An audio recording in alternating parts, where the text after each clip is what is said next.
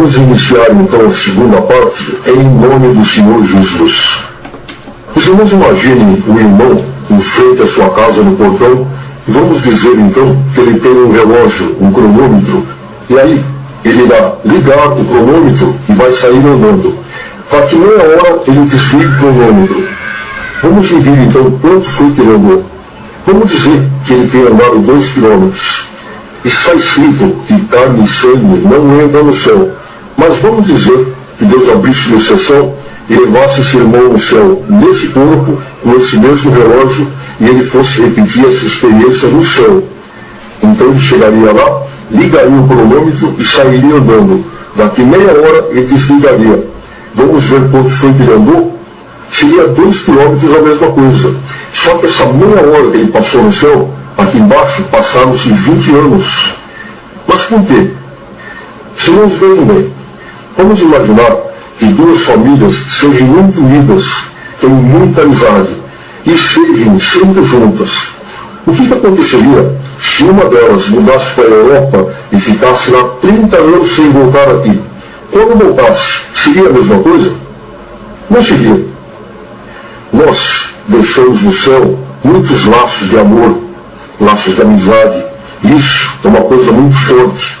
Então, se Deus fizesse com que nós ficássemos separados deles por 15, 20 mil anos, seria um sofrimento para eles que estão lá. Então Deus que sabe o que ele fez. Ele criou esse universo numa outra frequência de tempo.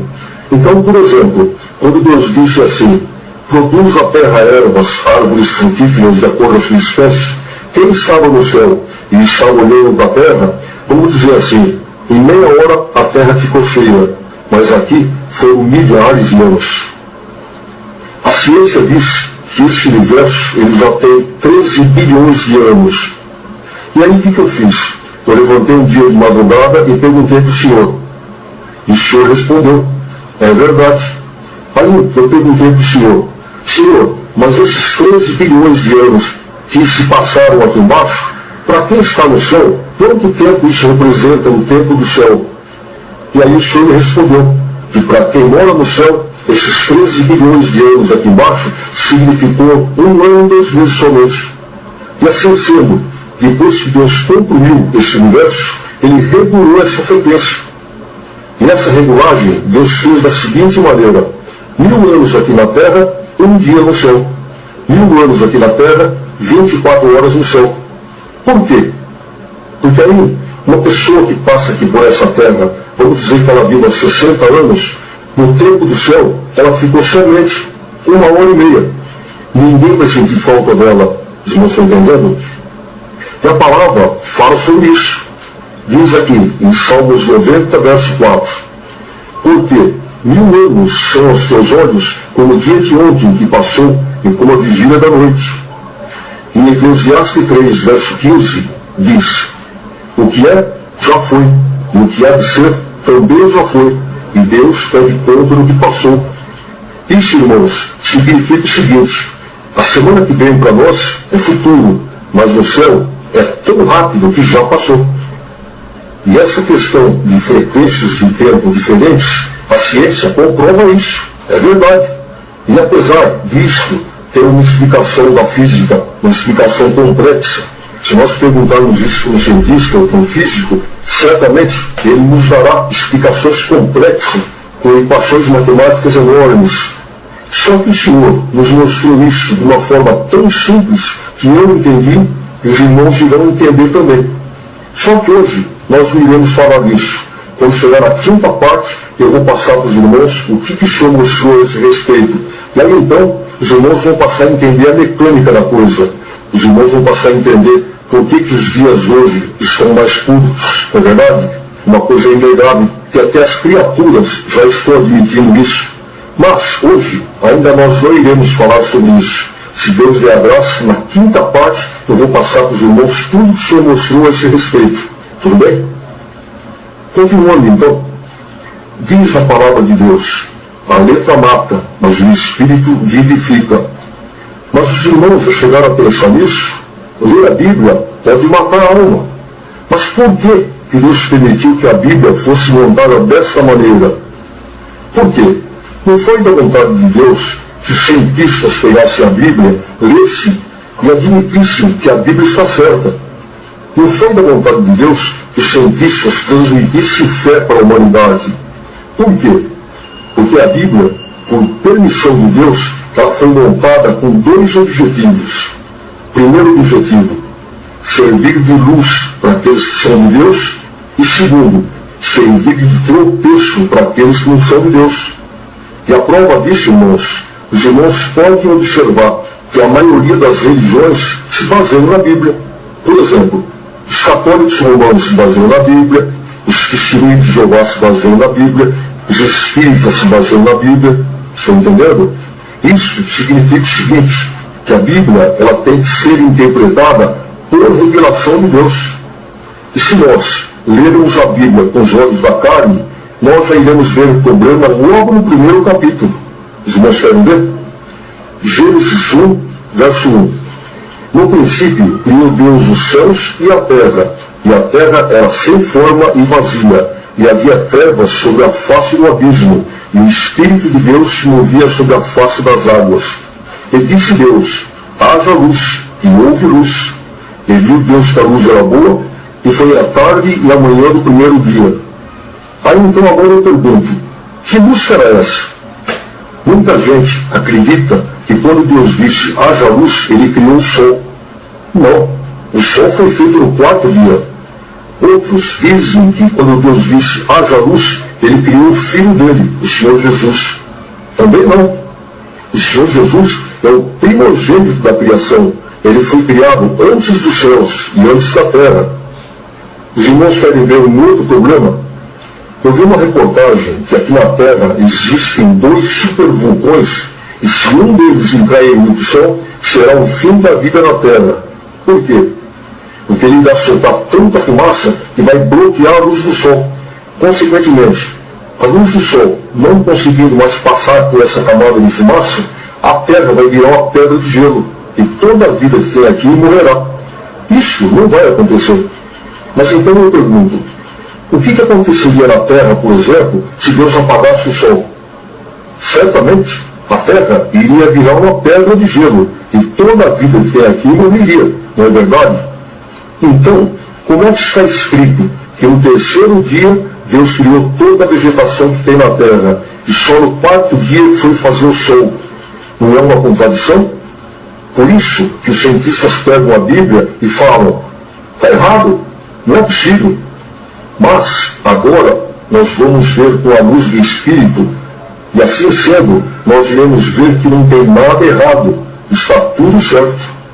Isto que eu vou falar para os irmãos agora, eu orei a Deus, depois então eu deitei no sofá, e aí o Senhor começou a me visitar, e eu comecei a assistir como se fosse um filme.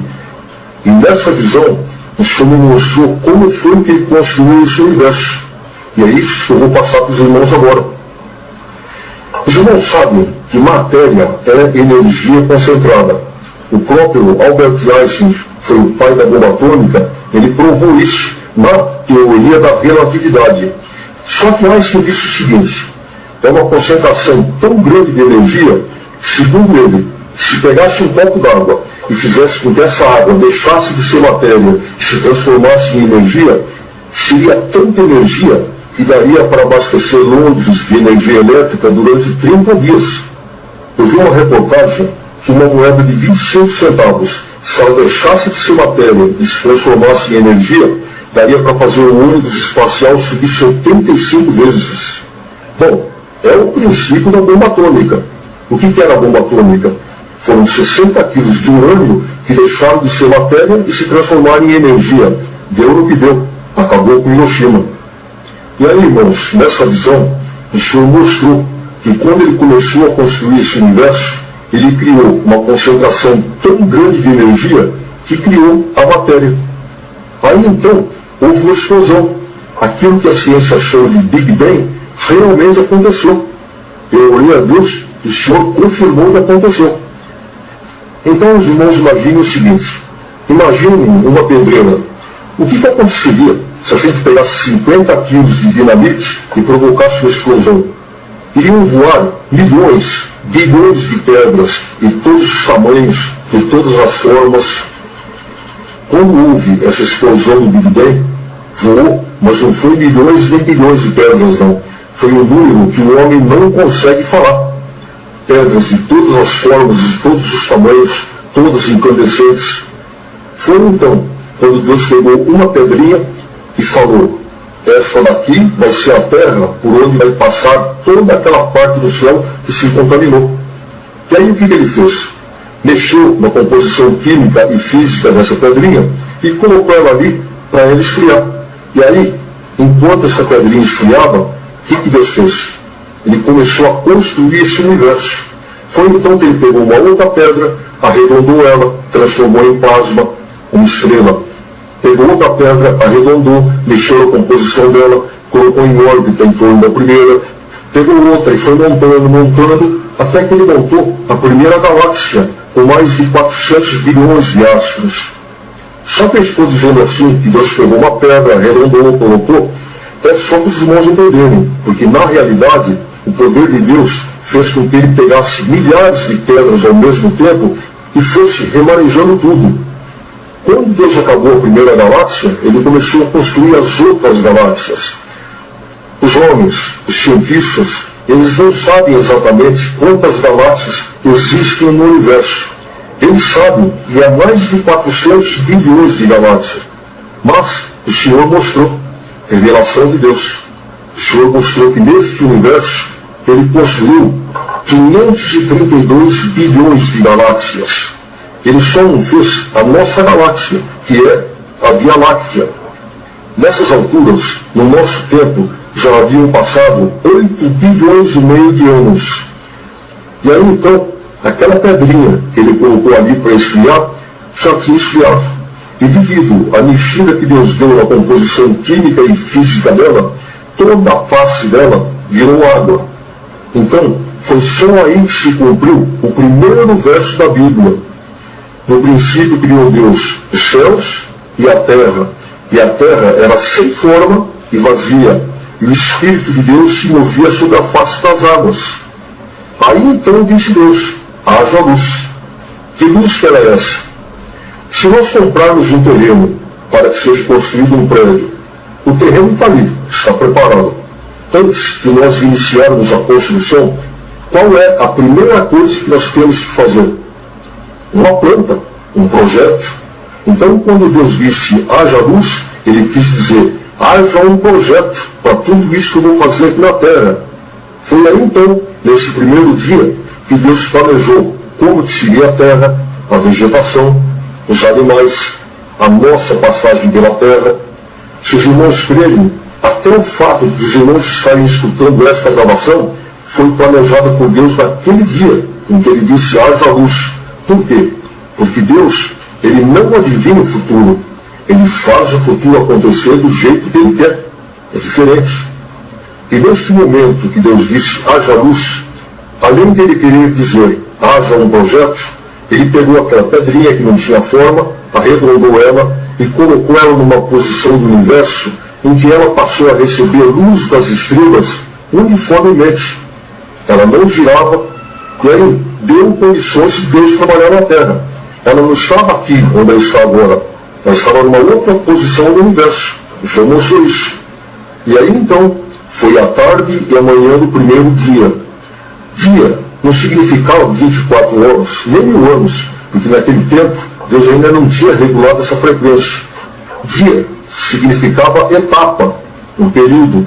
Como Deus criou todo esse universo em 7 dias, isso significa que foram 7 etapas.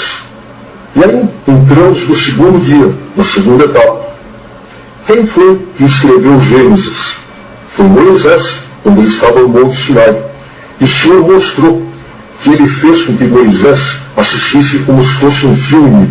E nesta visão, Deus mostrou para Moisés como foi que ele construiu tudo. Só que aí um detalhe: Deus deixou que Moisés escrevesse com as próprias palavras dele. Por quê? Para confundir o homem. Os irmãos querem ver?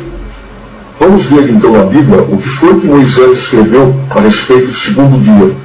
Gênesis 1, versos 6 a 8. E disse Deus: haja uma expansão no meio das águas, e haja separação entre águas e águas. E fez Deus a expansão, e fez separação entre as águas que estavam debaixo da expansão e as águas que estavam sobre a expansão. E assim foi. E chamou Deus a expansão os céus, e foi a tarde e a manhã do segundo dia. Alguém entendeu alguma coisa? Não é confuso? Então agora, os irmãos vejam o que foi que o Senhor mostrou para Moisés. Teve uma reportagem que nos anos 50 explodiu um vulcão no meio do Oceano Pacífico. E este vulcão começou a jogar tanta larvas para cima que acabou formando uma ilha. E aí, com o tempo, essas larvas esfriaram e os pássaros começaram a levar nas patinhas semente de árvores. E hoje é uma ilha que tem vegetação. Então, olhem só o que o Senhor mostrou sobre o segundo dia. O Senhor mostrou que ele fez explodir no meio da água 155 mil vulcões que começaram a jogar tanta larvas para cima que acabaram formando uma ilha, um continente. Os irmãos sabem que antigamente, no princípio, não existia América, Europa, África, era uma coisa só, era um continente só. Então foi aí que Moisés viu que Deus fez separação entre águas de um lado, águas do outro, de maneira que apareceu a porção seca. E aí então, os gases dos vulcões, mais a água do mar que evaporava por causa da luz das estrelas, mais meteoros que andaram caindo aqui, foi que se formou essa expansão que Moisés chamou de céu, que é esse azul que nós vemos, a atmosfera da Terra. Aliás, a gente chama isso de céu também. E quando Moisés disse que ele viu separação entre águas que estavam embaixo da expansão e em cima da expansão, ele não viu nada demais. Ele viu a água do mar embaixo e as nuvens carregadas de água em cima. Só que ele escreveu de uma forma que confunde o homem. Mas foi de propósito, foi vontade de Deus que fez assim. Então a Bíblia, irmãos, ela não é contra a ciência. Só que por vontade de Deus, ela foi escrita de uma forma que confunde o homem. Está certo? Aí então, foi a tarde e a manhã do segundo dia. Entramos então no terceiro dia. No terceiro dia, foi aquele período em que Deus criou toda a vegetação que tem na terra. E foi a tarde e a manhã do terceiro dia. E aí então, irmãos, passamos para o quarto dia. Aí sim, Deus pegou mais uma pedra, arredondou ela, transformou em plasma e colocou ali o Sol. Pegou a Terra, que estava lá naquela posição no universo, trouxe ela para cá, deu um movimento de rotação nela, deu um movimento de translação em torno do Sol, pegou uma outra pedrinha, arredondou, deixou a composição, colocou em órbita em torno da Terra, criou os planetas aqui do nosso sistema solar, Vênus, Júpiter, Saturno, etc. Criou as estrelas. Foi aí então quando o nosso Deus completou a nossa galáxia, que é a Via Láctea. Os cientistas, através do telescópio chamado Hubble, eles detectaram que a nossa galáxia, a Via Láctea, ela possui mais de 400 bilhões de astros. Eu orei a Deus e o Senhor mostrou que, na realidade, a Via Láctea possui 475 bilhões de astros. E aí então se cumpriu o que a Bíblia fala que Deus fez no quarto dia. E criou o Senhor Deus dois grandes luminares, um para governar o dia, outro para governar a noite, e criou as estrelas. E foi a tarde e a manhã do quarto dia. E aí então entramos no quinto dia. O quinto dia é aquele período que a ciência chama de período Cretáceo, período Jurássico. Foi quando Deus criou toda a vida animal na Terra.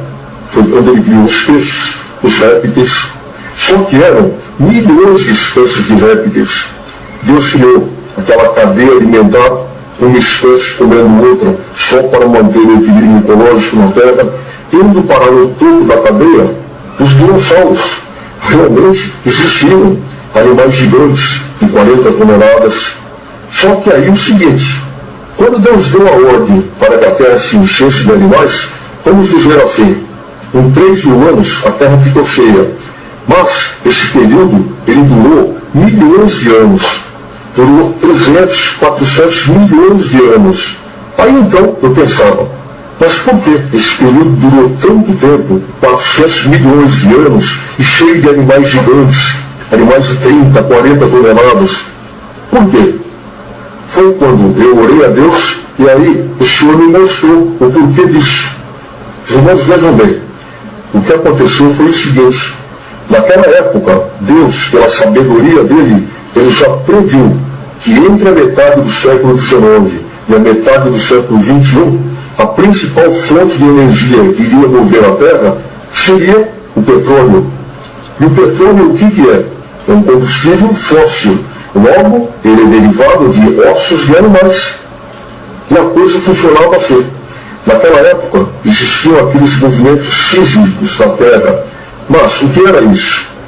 Só para ficar mais claro, os irmãos imaginem que eu tivesse aqui na minha frente areia, mas bem treinadinha. O que aconteceria se eu pegasse uma tábua e começasse a raspar essa areia? Iria começar a fazer monte, até formar um monte. Então era isso que acontecia aqui na Terra. Quando todos esses animais morriam, aquelas ossadas ficavam em cima da Terra, e sendo assim, através desses movimentos sísmicos, essas ossadas iam parar tudo ao fundo da Terra. Chegava lá, misturava com os minerais, mais a caloria, iam então se transformando no petróleo. Então isso explica por que esse período durou tanto tempo, 400 milhões de anos. Lógico, precisava de muito osso para que fossem formadas as jazidas de petróleo que o mundo iria precisar. Isso explica também porque os animais eram todos gigantes, 30, 40 toneladas. Lógico, quanto mais osso, melhor. E esses movimentos sísmicos, eles pegavam às vezes florestas inteiras e levavam tudo lá para baixo, que são as minas de carvão. Nos Estados Unidos, tem umas montanhas que ficam a 2.000 quilômetros longe do mar. E no cume dessas montanhas são encontrados fósseis de peixes, de animais marinhos. Por quê? Justamente esses movimentos traziam a terra que estava no fundo do mar e levavam lá para cima. Estão entendendo? E assim é que Deus foi preparando a terra para a passagem do homem por aqui. E a ciência fala que esse período durou 4 bilhões e meio de anos. Eu orei a Deus e o Senhor confirmou. É verdade. Quando já estavam formadas todas as reservas de petróleo a qual o mundo iria precisar, aí chegou então a hora de Deus colocar na terra o homem e todos os animais que existem hoje.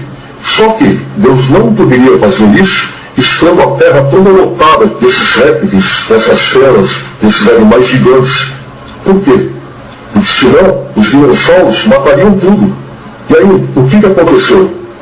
A ciência não sabe se foi um meteoro que caiu aqui ou se foi um super vulcão que explodiu. Mas o Senhor mostrou que foi um meteoro que caiu aqui e provocou uma onda de choque tão grande que dizimou praticamente toda a vida na Terra. Este fenômeno, ele dizimou praticamente 99% das espécies que tinham na Terra. Só sobrou 1%, que eram as espécies que Deus queria que continuasse. Os peixes, o crocodilo, os répteis, todos esses animais que existem hoje ainda. E aí sim, aí então deu condições de Deus colocar na terra o homem e esses animais que existem hoje. Agora, os irmãos vejam o seguinte: diziam os nossos pais, pelo menos os meus falaram assim, que a terra era um paraíso, que não existia morte, só depois que Adão pecou é que entrou a morte. Não é verdade. Deus criou a terra como ela é hoje, um lugar perigoso, uma espécie comendo outra, um lugar onde o homem não teria condições de sobreviver.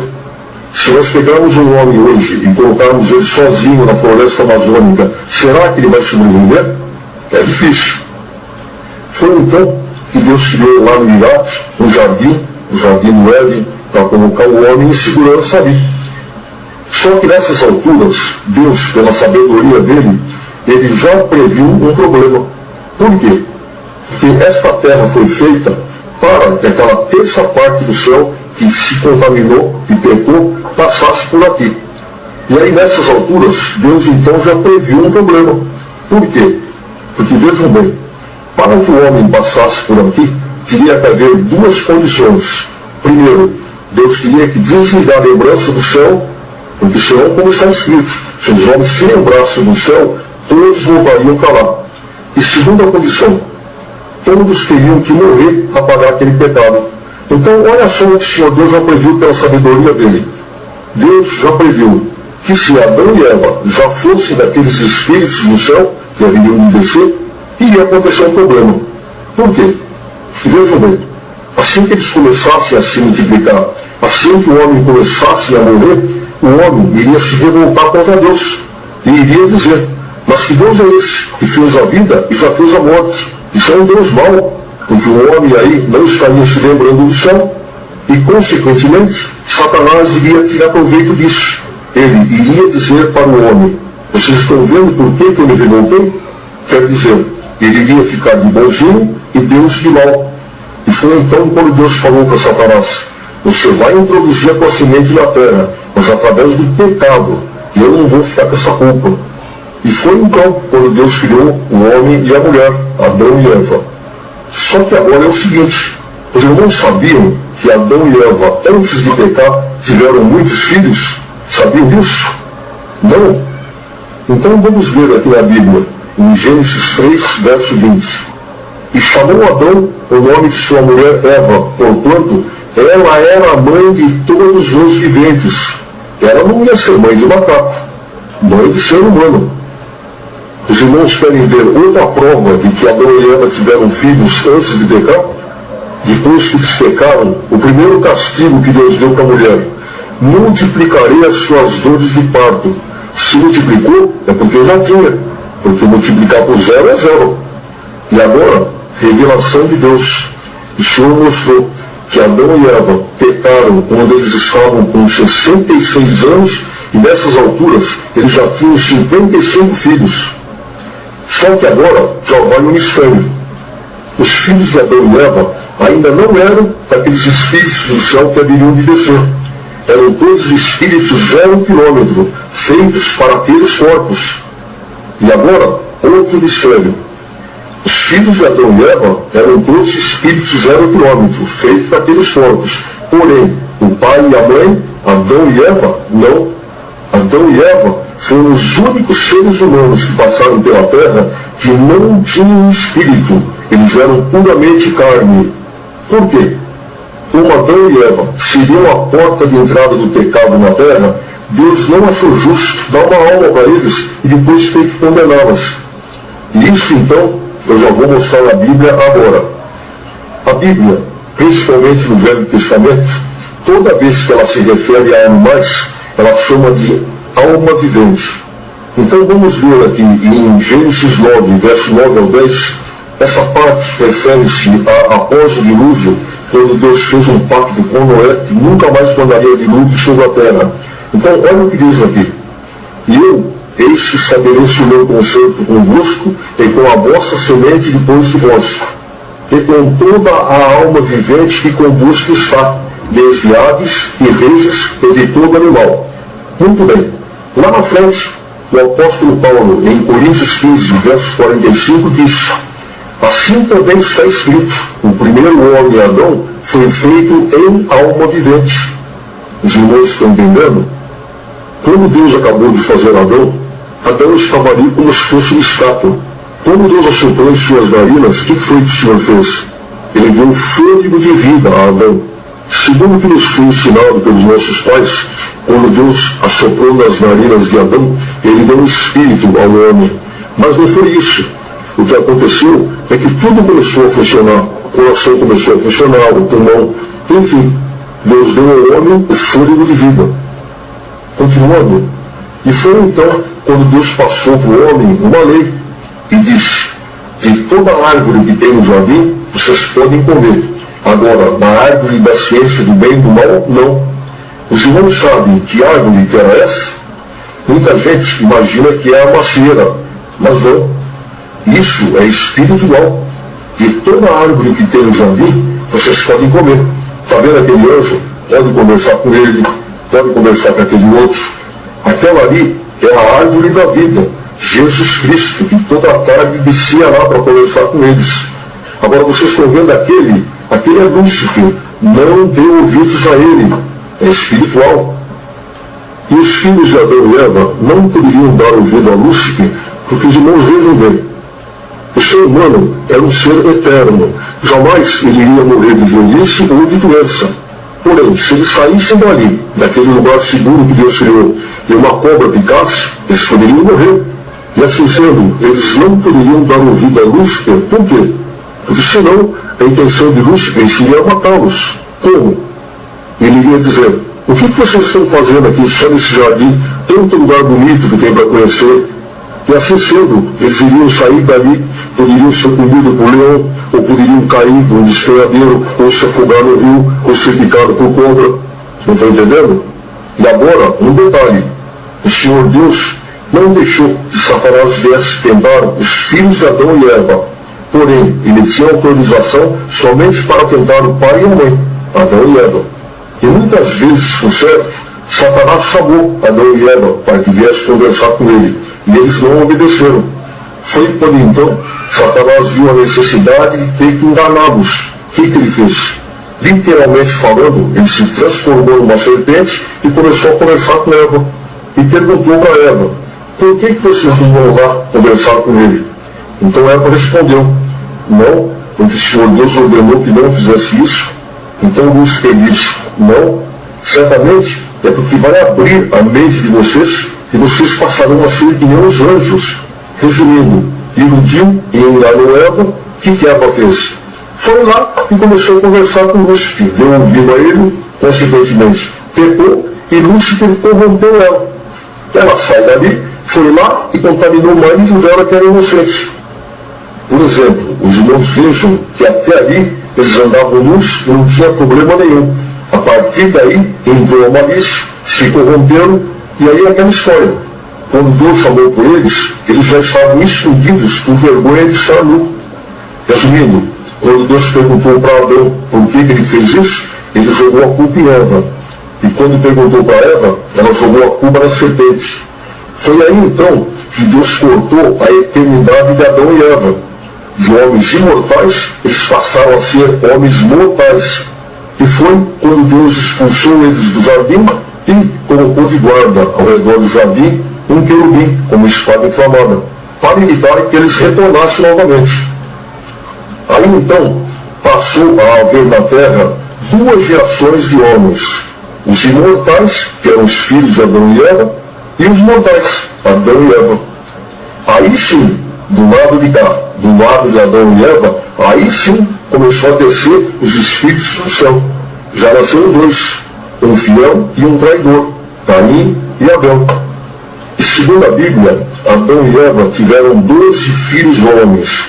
Mas então eu pergunto: quantas filhas mulheres eles tiveram? A Bíblia não fala, mas o Senhor mostrou, revelação de Deus.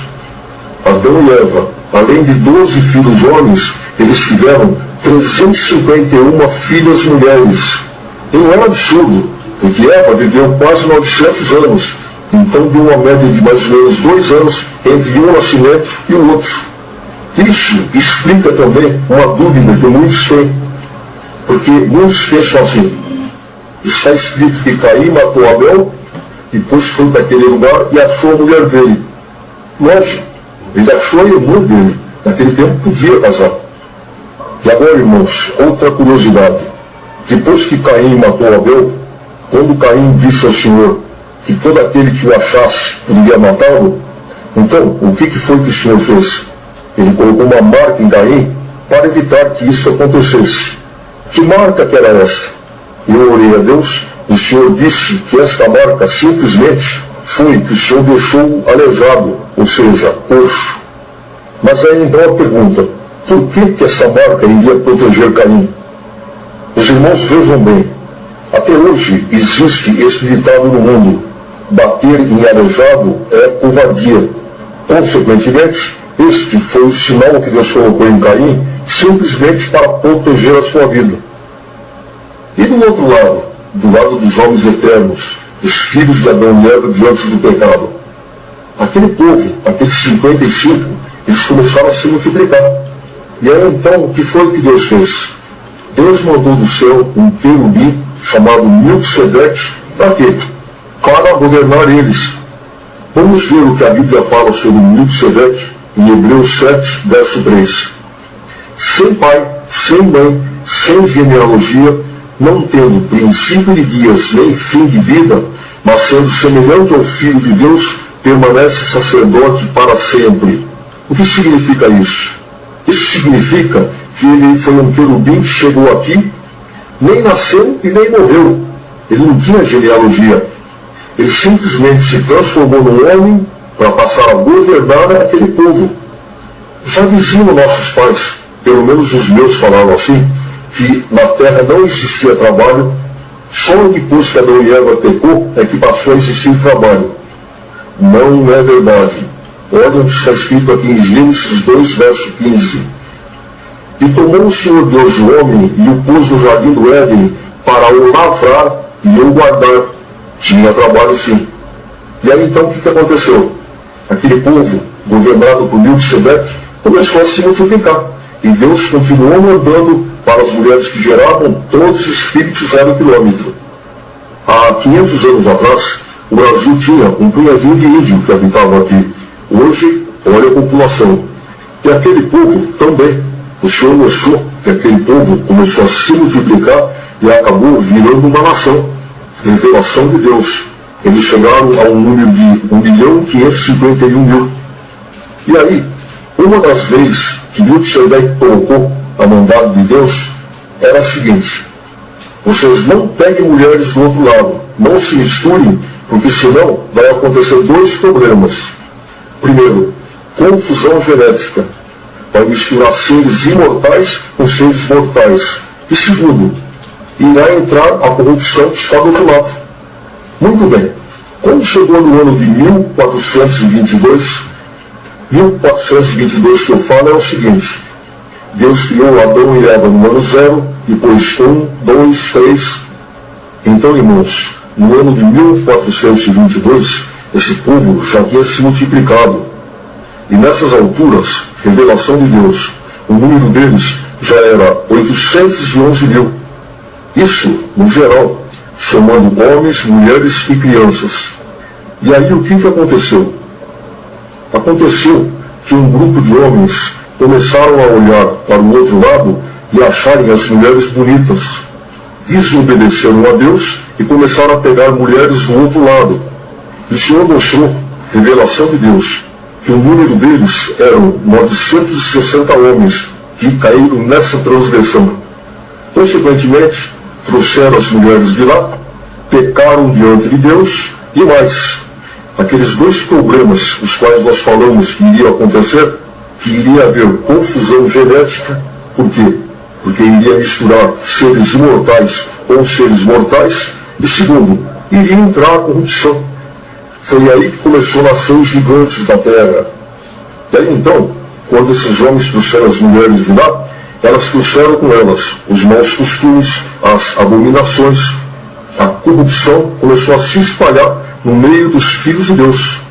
Foi aí então que Deus se arrependeu de ter feito o homem, aquele homem, os filhos de Adão diante do pecado. E foi aí então que Deus cortou a eternidade deles. Disse o Senhor: não contenderá para sempre o meu espírito com o homem, porque ele também é carne. Porém, a partir de agora, os seus dias serão de 120 anos. Quer dizer, cortou a eternidade deles e limitou a vida deles em 120 anos. Deles, mas do outro lado não. Do outro lado, os homens continuaram vivendo ainda 800, 900 anos. Lá na frente, milhares de anos depois, Abraão ainda durou 300 anos. Vamos ler então o que a Bíblia fala a respeito desse episódio. Gênesis 6, verso 1 ao 4. E aconteceu que, como os homens se começaram a multiplicar sobre a face da terra, e lhes nasceram filhas, viram os filhos de Deus que as filhas dos homens eram formosas, e tomaram para si mulheres, e todas as que escolheram. Então disse o Senhor: não contenderá o meu espírito para sempre com o homem, porque ele também é carne, porém os seus dias serão de 120 anos. Havia naqueles dias gigantes na terra, e também depois, quando os filhos de Deus entraram as filhas dos homens, e delas geraram filhos. Estes eram os valentes que houve na antiguidade, os varões de fama. Foi aí então que Deus resolveu mandar o dilúvio. Agora, outro mistério. Os irmãos sabiam que o dilúvio não foi no mundo inteiro? O dilúvio foi só lá, naquela localidade? Eu vou dar provas materiais e vou mostrar também dentro da Bíblia. Atualmente, o maior navio cruzeiro que existe é um da Royal Caribbean chamado Oasis of the Sea.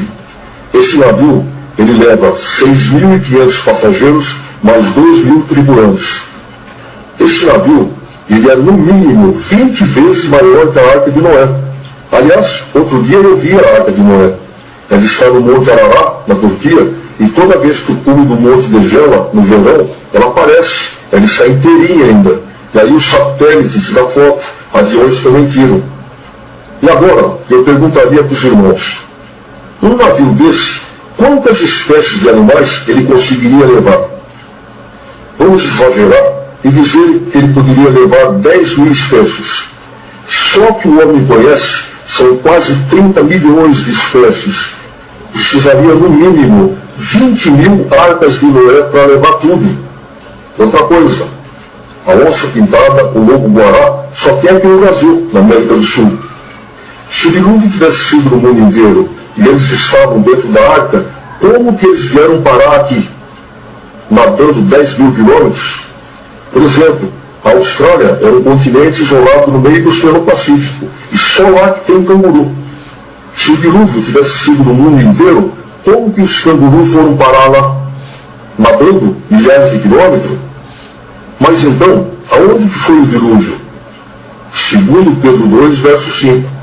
E não perdoou o mundo antigo, mas guardou Noé, pregoeiro da justiça, com mais 7 pessoas, ao trazer o dilúvio sobre o mundo dos ímpios. Era só lá que precisava. Para que Deus iria inundar o Brasil? Não tinha ninguém aqui? E agora, irmãos, revelação de Deus. A intenção de Deus era somente eliminar aquele homem, os filhos de Adão, diante do pecado. Por quê? Do lado de Adão e Eva, se Deus dizimasse toda aquela população, iria parar a vinda dos espíritos do céu. Então o que foi que Deus fez? O Senhor colocou no coração de muita gente ali de ir embora para longe dali. Só deixou ali uma única família de justo, que era a família de Noé. Para quê? Com o objetivo de salvar os animais daquela localidade. Porque senão, ali viveria uma terra estéril. Aí então perguntei para o Senhor, mas dentro da arca, quantas espécies de animais tinha? E o Senhor respondeu, 475 espécies de animais. Eram só os animais daquela região, para, como já disse, não ficasse uma terra estéril. No ano de 1422, quando aconteceu isso, os filhos de Adão, diante do pecado, pecaram, um ano depois, exatamente no ano de 1423, Deus falou com Noé e mandou que ele começasse a construir a arca. Noé demorou 100 anos construindo a arca. E durante esse período em que Noé construiu a arca, os filhos de Adão, diante do pecado, continuaram se multiplicando. E apesar de eles terem se corrompido, Deus ainda continuava mandando para aquelas mulheres que geravam espíritos 0 quilômetro. E aí, no final dos 100 anos, quando Noé concluiu a construção da arca, o número desse povo já era 1.551.000. Revelação de Deus. E neste período, os irmãos não imaginam as críticas, as zombarias que Noé sofreu. E agora os irmãos vejam como Deus prova aqueles que são dele. Noé, perante toda essa zombaria, certamente ele dizia, não, vocês vão ver, quando acabar a arca, vai vir um dilúvio. Muito bem. Quando Noé concluiu a construção da arca, os irmãos sabem quanto tempo demorou para vir o dilúvio? O Senhor mostrou 7 anos. Então os irmãos não imaginem a gozação e a zombaria que Noé deve ter sofrido. Olha como Deus prova. E sendo assim, o Senhor mostrou que no ano de 1523, Noé concluiu a construção da arca 7 anos depois. Ou seja, no último dia do ano de 1530, os animais começaram a chegar. E aí então o Senhor mostrou que no sexto dia do ano de 1531 foi quando Deus fechou a arca por fora. E agora, irmãos, eu vou dar para os irmãos dentro da Bíblia a prova de que a missão de Noé era somente salvar os animais daquela localidade. Gênesis 9, verso 9 ao 10. Foi quando Deus fez o concerto com Noé e nunca mais mandaria o dilúvio. Olha o que está escrito. Eis que estabeleço o meu concerto convosco e com a vossa semente depois de vós, e com toda a alma vivente que convosco está, desde aves e reses, e de todo animal da terra convosco, desde todos os que saíram da arca, até todo o animal da terra. Está claro? Muito bem. O cavalo, ele tem uma visão muito ampla, e se a gente quiser manter ele na estrada, a gente é obrigado a colocar duas viseiras nele, senão ele não fica. O ser humano, espiritualmente falando, ele também tem uma visão muito ampla. E quando o Senhor chama na graça, o Senhor também coloca duas viseiras nele. E sendo assim, o crente passa a enxergar somente na ponta do nariz. Então, para ele, a congregação é a única igreja que salva. Por exemplo, uma criança de 5 anos, filho de um católico, se morrer, vai para o inferno. E à medida que o Senhor vai preparando o crente, o Senhor vai abrindo essa viseira. E o que vai acontecer agora conosco, irmãos, é que o Senhor vai começar a abrir essa viseira, vai abrir, até chegar ao ponto que ela vai ser tirada totalmente. E já vai começar hoje. Muito bem. Nós tivemos problemas no céu e Deus nos deu outra chance aqui nessa terra. Os filhos de Adão, diante do pecado, que é um espírito de 0 quilômetro, tiveram um problema. E aí o que aconteceu? Para eles também Deus deu uma chance. O que houve então? Aconteceu o seguinte: quando eles estavam morrendo no dilúvio, quando morreram, o Senhor transladou todos aqueles espíritos e colocou eles todos num outro planeta que está aqui na nossa galáxia, na Via Láctea. E aí eles se viram lá, num corpo semelhante ao que tinham aqui, todos se reconheciam, marido, mulher, filhos. Consequentemente, entraram em trevas espirituais. Começaram a perguntar: mas o que aconteceu? Nós estávamos morrendo lá na enchente, no dilúvio. O que houve? Confusão total. E assim sendo, eles ficaram ali naquela confusão. De repente, tiveram sede, tiveram fome, saíram andando, acharam água, acharam coisa para comer e continuaram vivendo naquele lugar, em trevas espirituais. Começaram a trabalhar, a cultivar a terra.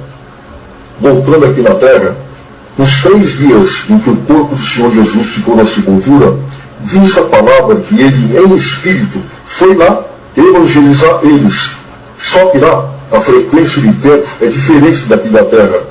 O Senhor mostrou que um dia aqui na terra representam 40 dias lá. Como o corpo do Senhor Jesus ficou 3 dias na sepultura, isso significa o seguinte: que 2 ele passou com o Pai, e um dia ele passou lá no meio deles, o qual para eles foram 40 dias. E como o Senhor Jesus apareceu lá? Nesse corpo celeste que ele tem, em forma de luz, e começou a conversar com eles. Vocês estão aqui porque vocês desobedeceram a Deus. Não foi dito que não era para pegar a mulher do outro lado? Vocês pegaram, vocês se corromperam. E assim sendo, o Senhor Jesus aconselhou eles e passou para eles o Evangelho e prometeu: aqueles que obedecerem a este Evangelho terão vida eterna.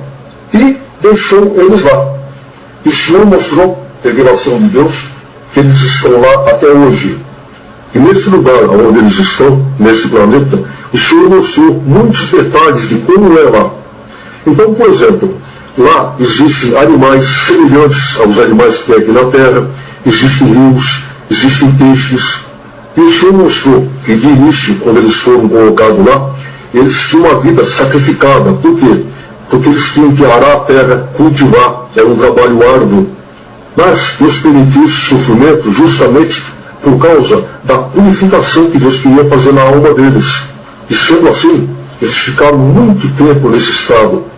Depois, o Senhor começou a dar luz para eles, dar sabedoria, chegou a dar até ciência. Aí eu perguntei para o Senhor: falando-se de ciência, em que nível que eles estão hoje? E o Senhor mostrou.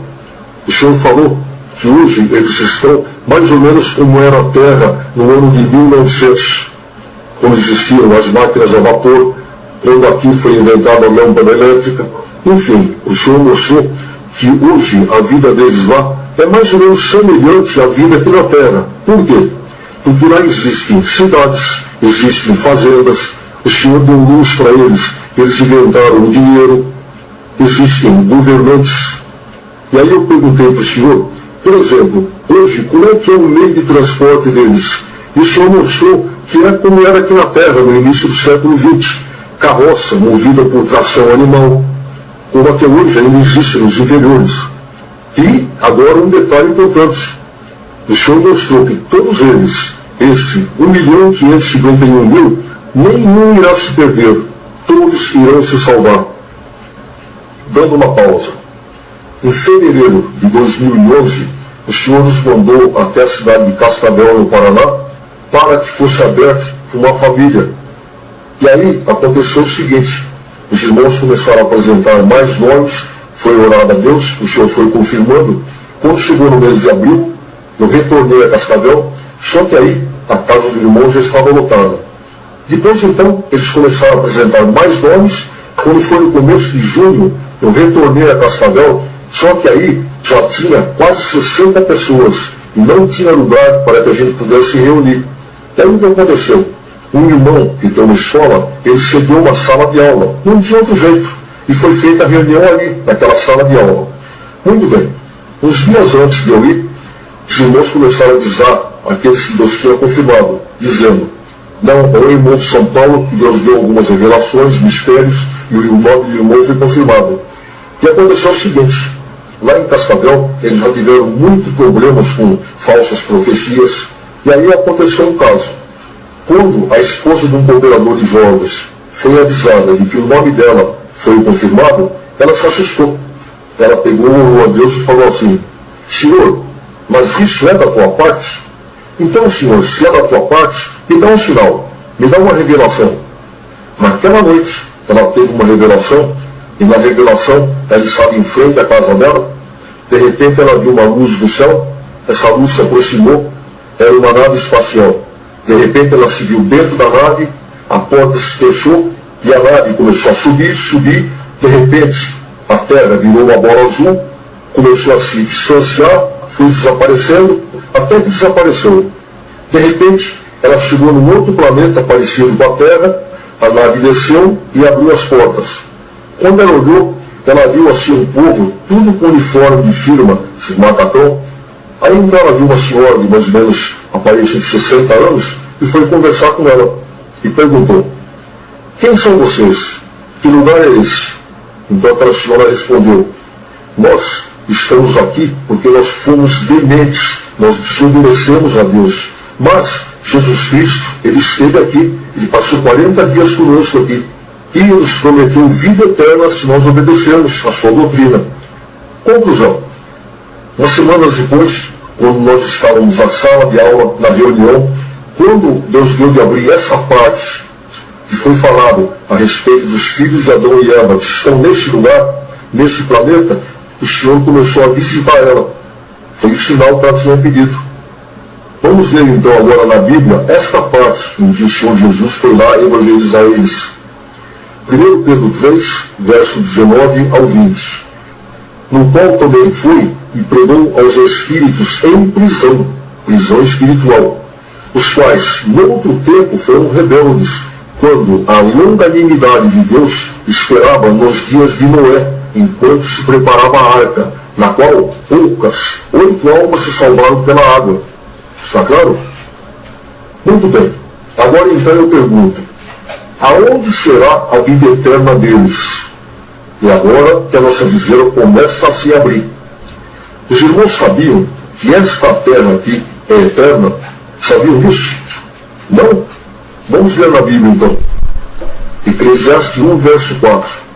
Uma geração vai e outra geração vem, mas a terra para sempre permanece.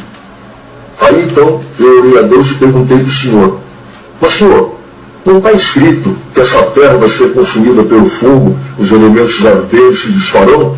O Senhor respondeu, é verdade, através do fogo, eu vou remodelar essa terra e vou fazer uma terra nova. Então, olha o que está escrito aqui. Apocalipse 21, verso 1. E vi um novo céu e uma nova terra, porque já o primeiro céu e a primeira terra passaram e o mar já não existe. Está claro? Então, qual o objetivo do Senhor refazer essa terra? Criar, ou seja, transformar ela numa nova terra. Simplesmente é porque aqui é que será a vida eterna deles. Olha, irmãos, aqui será a vida eterna deles. Então, olhem a dizer abrindo. Porque os testemunhos de Jeová, eles falam que todos vão morar na terra. Só vai para o céu 144 mil. Mentira! Essa terra foi feita para os filhos de Adão diante do pecado. E como que vai ser? O Senhor mostrou que depois do juízo final, quando nós estivermos morando no céu, de repente, em um piscar de olhos, eles serão todos transladados para aqui. E aí então eu comecei a perguntar para o Senhor detalhes sobre como será a vida aqui na terra. E o Senhor passou vários detalhes. O Senhor mostrou que irá continuar havendo homem e mulher. E agora, olha que interessante um detalhe que o Senhor mostrou. Os irmãos sabem por que Deus criou essa sexualidade entre homem e mulher? Os irmãos podem crer. 99% do motivo é prazer e afeto. 1% é procriação. Nem isso. Os irmãos podem observar. Em cada 3 mil contatos, está-se tensão e procriação. Não é verdade? Então, olhem o que o Senhor mostrou. Hoje, aqui na Terra, existe uma espécie de passarinho que eles possuem o seguinte instinto. Junta o macho com a fêmea e para o resto da vida, nunca eles se separam, nenhum trai o outro. O Senhor falou que Ele vai colocar no ser humano aqui na Terra esse instinto. Vai se juntar o homem e a mulher e para toda a eternidade, nunca eles vão querer se separar, nenhum trair o outro. E mais, irmãos, revelação de Deus. O Senhor mostrou que esta nova vida que eles terão aqui na Terra, o Senhor apagará da lembrança deles as vidas passadas. Eles não se lembrarão mais da vida que eles tiveram lá naquele planeta e nem tampouco da vida que eles tiveram no começo da humanidade aqui na Terra. Aí então eu comecei a perguntar mais detalhes sobre como será essa Terra.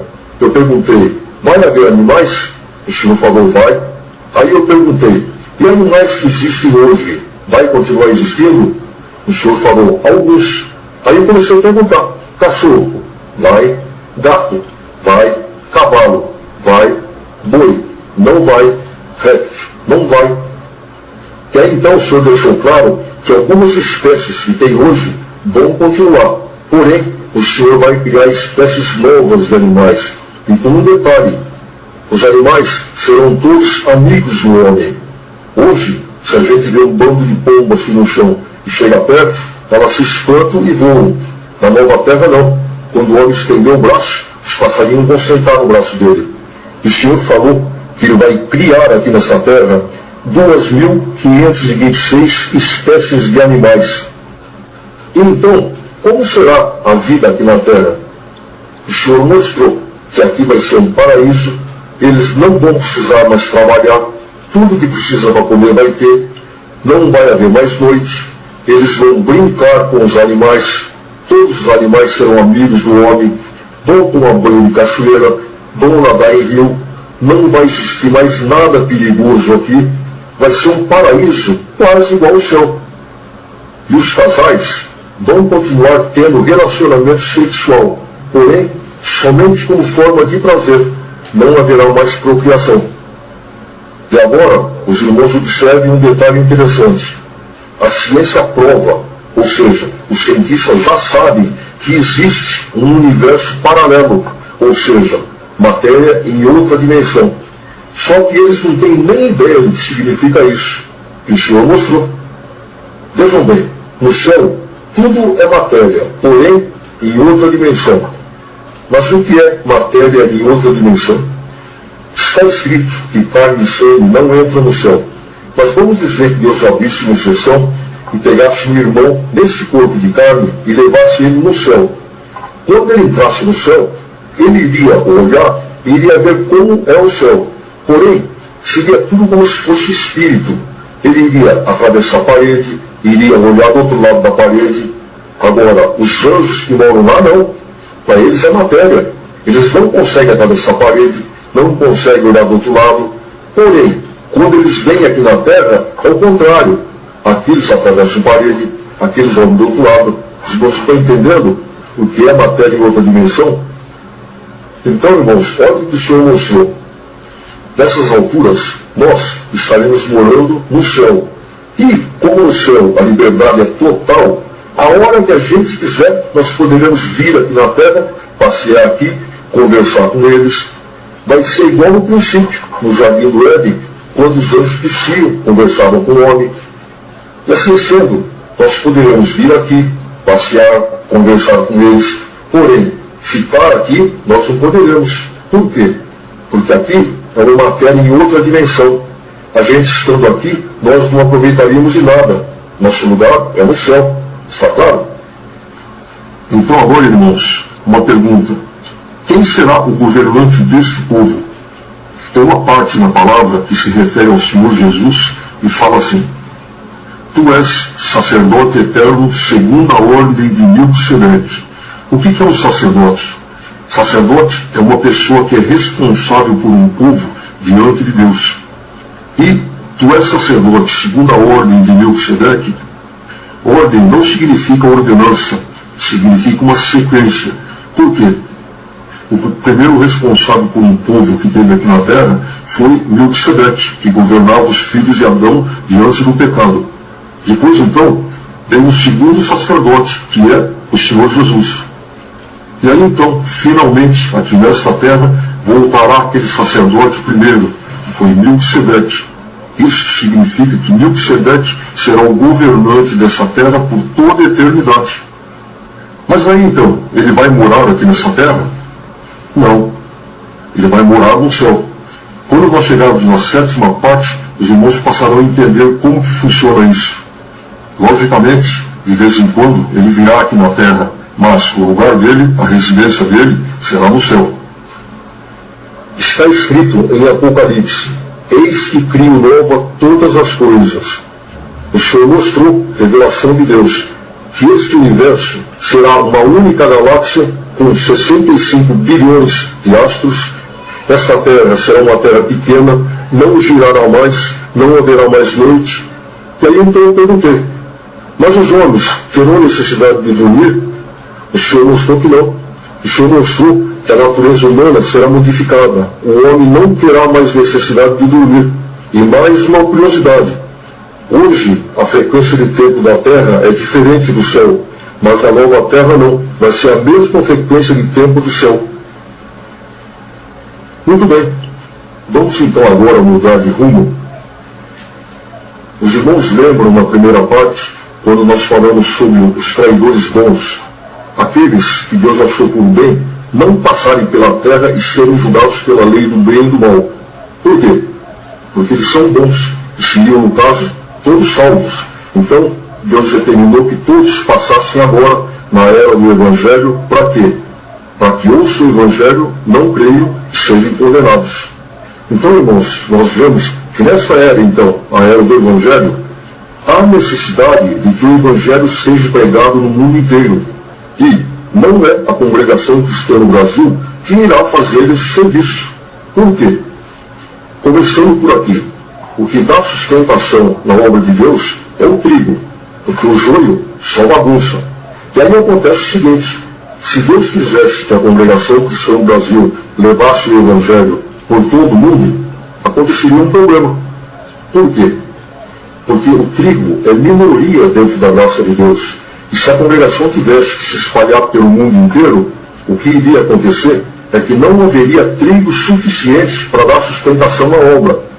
Consequentemente, a obra de Deus iria se desfigurar toda.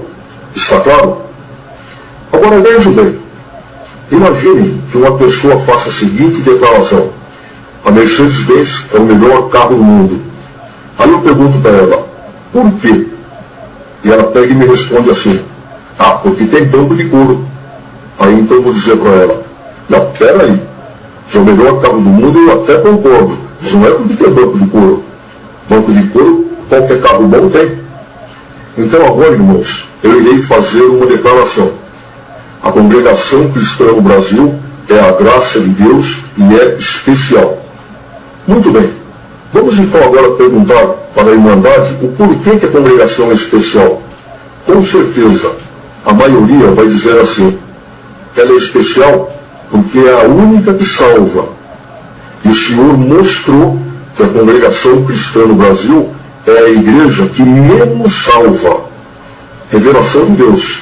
Que só a Assembleia de Deus vai salvar 8 vezes mais que a congregação. As outras igrejas juntas, o Senhor mostrou que elas irão salvar 915 vezes mais que a congregação. Mesmo porque a congregação, ela se iniciou aqui no Brasil no ano de 1910. As outras igrejas já vêm desde 1500 e pouco, desde o tempo de Martinho Lutero.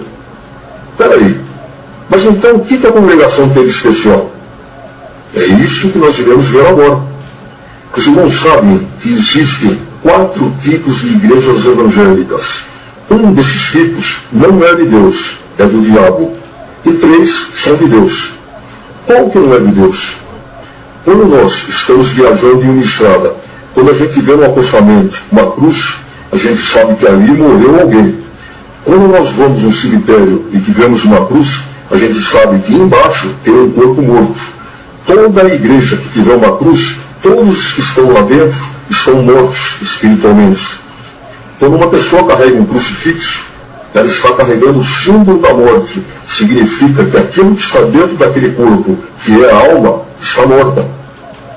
Como nós iremos ver mais adiante, o diabo, ele costuma carimbar tudo que é dele. Ele coloca o seu carimbo.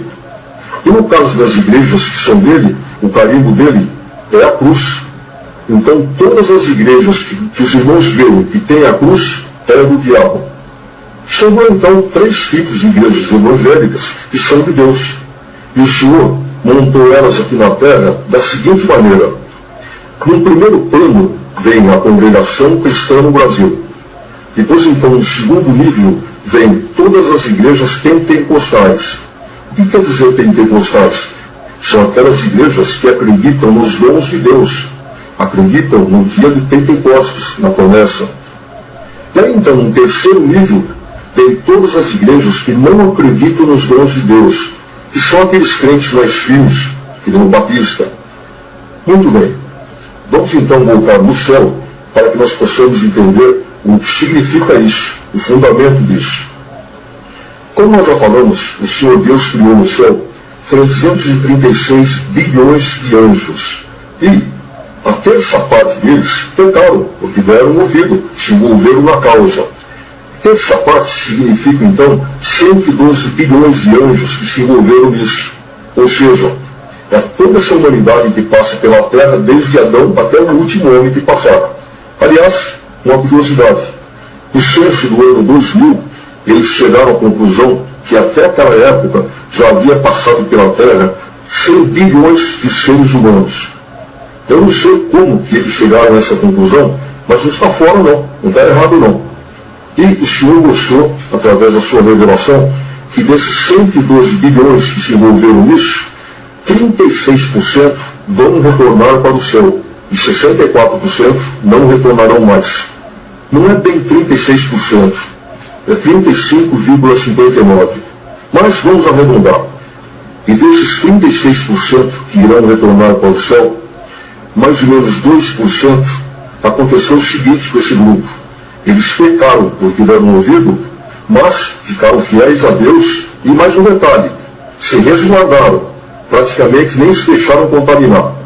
E aí então, uma pequena fração desses 2%, essa fração representa mais ou menos 1% dividido por 500, dá 0,002%. O que aconteceu com essa fração? De início, eles ficaram fiéis e se resguardaram. Depois, então, eles se revoltaram, tomaram as dores do Senhor Jesus e partiram para a briga. De início, era só discussão. Depois, acabou sendo briga corporal, defendendo o Senhor Jesus. Isso comoveu Deus e comoveu o Senhor Jesus. Dando uma pausa, o Senhor Jesus, ele é o primogênito e o unigênito da criação. Primogênito é o primeiro. E unigênito, o que é? Significa que ele é o único. Mas espera aí. Deus criou 336 bilhões de anjos. Então, no caso, só o Senhor Jesus, que era filho dele, a gente fala assim, por exemplo, Einstein é o pai da bomba atômica, mas é pai no sentido de criação. Então, os anjos de Deus eram filhos de Deus, mas no sentido de criação. Agora, filho mesmo, só o Senhor Jesus. E os irmãos sabem que tudo isso que aconteceu no céu, que Lúcifer fez, não foi contra Deus, foi contra o Senhor Jesus. Prova disso, quando o Senhor Jesus retornou para o céu, Deus disse para ele: assenta-te à minha direita, até que eu coloque os teus inimigos por escabelo de vossos pés. E aí então, quando aquele grupinho de 0,002% partiu com a briga defendendo o Senhor Jesus, isso comoveu Deus e comoveu o Senhor Jesus. E aí o que aconteceu? Deus adotou-os como filhos.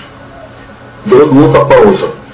Aqui na Terra, quando um homem tem um amigo que é um amigão, amigo do peito, quando esse homem casa com uma moça que ele ama, a amizade que ele vai ter com a esposa é diferente.